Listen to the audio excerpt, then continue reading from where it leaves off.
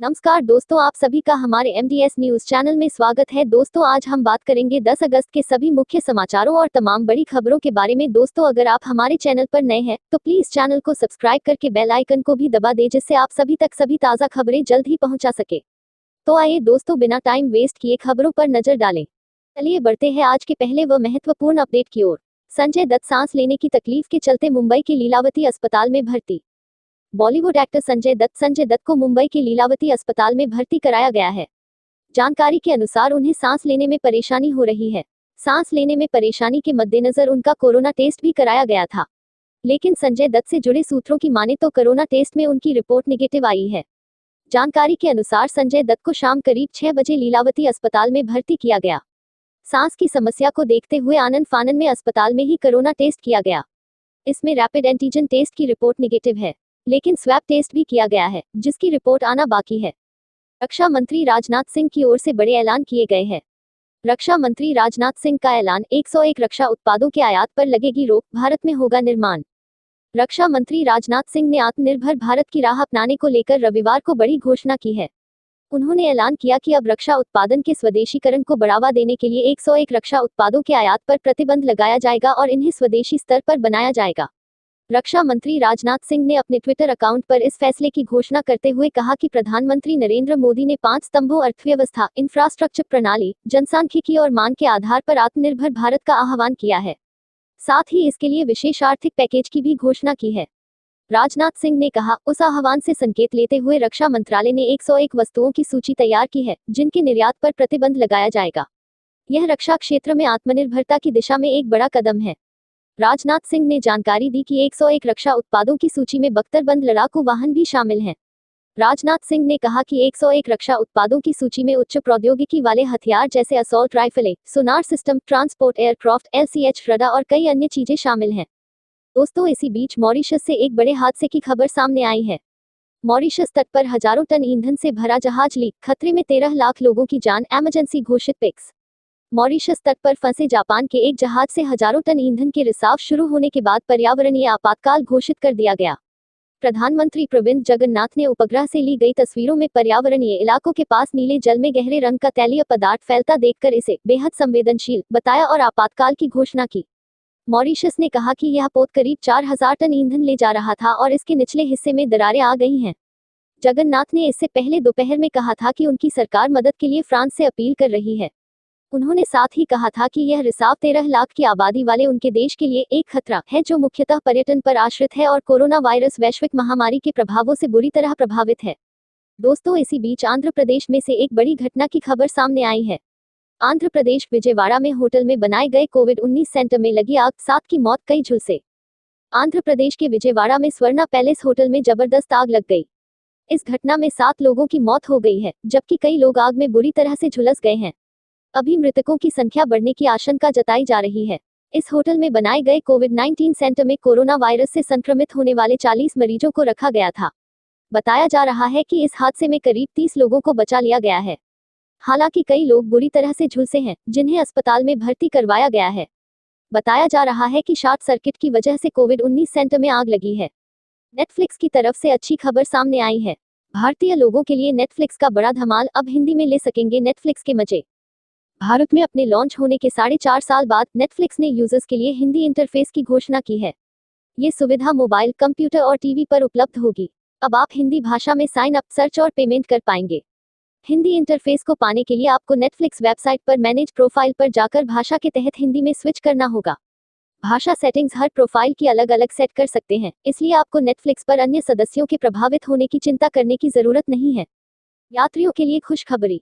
जयपुर 18 मार्गों पर रोडवेज की बस सेवाओं में होगी बढ़ोतरी, इन्हें मिलेगा लाभ। अनलॉक 3 में लोगों की मांग पर 18 मार्गों पर रोडवेज की बस सेवाएं 10 अगस्त से बढ़ोतरी की जा रही है। राजस्थान रोडवेज के CMD नवीन जैन ने बताया कि लोगों की मांग को देखते हुए राजस्थान रोडवेज की एक्सप्रेस बस सेवाएं सोमवार 10 अगस्त से कई शहरों से शुरू की जा रही है। 10 अगस्त से शुरू हो रही एक्सप्रेस बस सेवाएं जयपुर से श्रीगंगानगर, सीकर से कोटपूतली, सीकर से जोधपुर, सीकर से अजमेर, सीकर से भिवानी, सीकर से नीमकाथाना, सीकर से झुंझुनू, अजमेर से गोठियाना, अजमेर से मालपुरा, अजमेर से पुष्कर, अजमेर से अरा, खेतड़ी से गुरुग्राम, झुंझुनू से खेतड़ी, जयपुर से झुंझुनू, जयपुर से पाली, जोधपुर से सिरोही, पाली से जयपुर से अलवर, सांचौर से पाली से जयपुर मार्ग पर संचालित की जा रही है। भारत को फिर से एक बड़ी कामयाबी मिली है। जम्मू कश्मीर में आतंक पर बड़ी चोट, लश्कर के 6 आतंकी गिरफ्तार।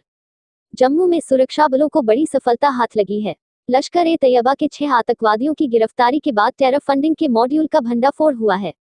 6 आतंकवादियों में से एक को पिछले महीने गिरफ्तार किया गया था और पूछताछ के दौरान उसके द्वारा दी गई जानकारी के आधार पर अब 5 और आतंकवादियों को गिरफ्तार किया गया है। 19 जुलाई को जम्मू कश्मीर पुलिस और सेना के स्पेशल ऑपरेशन ग्रुप (एसओजी) ने मुबाशिर फारूक बट को पकड़ा था। उसके खिलाफ यूएपीए के तहत केस दर्ज किया था।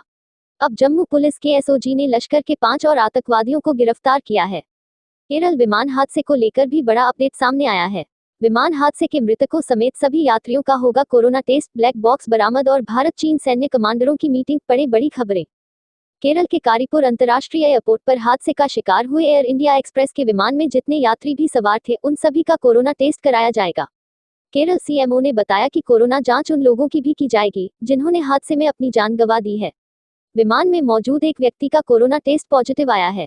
केंद्र और राज्य सरकार ने हादसे में मारे गए लोगों के लिए 10-10 लाख रुपए के मुआवजे का ऐलान किया है। नागरिक उड्डयन मंत्री हरदीप पुरी ने केरल में एयर इंडिया के विमान हादसे वाले घटनास्थल का दौरा किया। उन्होंने कहा कि हमने 2 ब्लैक बॉक्स बरामद किए हैं। हादसे का सटीक कारण तब पता चलेगा जब हम उन ब्लैक बॉक्स के डेटा का विश्लेषण करेंगे। उन्होंने बताया कि हादसे में घायल कुछ लोगों की हालत गंभीर है, उनमें से 3 वेंटिलेटर पर हैं। टिकटॉक को लेकर भी बड़ा अपडेट सामने आया है। टिकटॉक को खरीद सकता है ट्विटर, रेस में माइक्रोसॉफ्ट सबसे आगे। टिकटॉक को भारत में पहले ही बैन किया जा चुका है और अमेरिका ने भी टिकटॉक को खतरा बताकर बैन करने की घोषणा की है। अमेरिका ने कहा है कि अगर इसे बेच दिया जाता है तो इस पर बैन नहीं लगाया जाएगा। अब इसे खरीदने की रेस में सॉफ्टवेयर बनाने वाली कंपनी माइक्रोसॉफ्ट सबसे आगे है, लेकिन अब ट्विटर भी इस रेस में आ गया है। अमेरिका के शेयर मार्केट में खबरें चल रही हैं कि बाइटडांस के ऐप टिकटॉक को ट्विटर खरीद सकता है।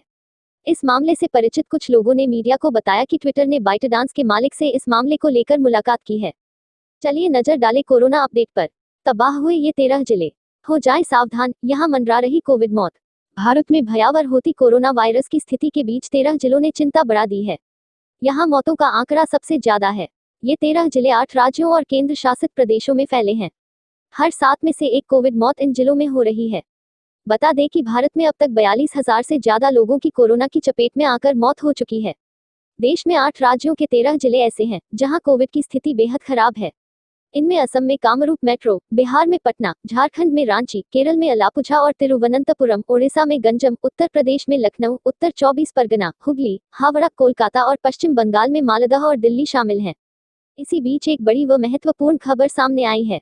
लद्दाख के पास सेना, वायुसेना को उच्च स्तर की सतर्कता बरतने के निर्देश। सूत्र: भारतीय सेना और वायुसेना लद्दाख, उत्तरी सिक्किम, उत्तराखंड और अरुणाचल प्रदेश में वास्तविक नियंत्रण रेखा (एलएसी) के साथ सभी क्षेत्रों में बेहद उच्च स्तरीय परिचालन तत्परता बनाए रखेंगी।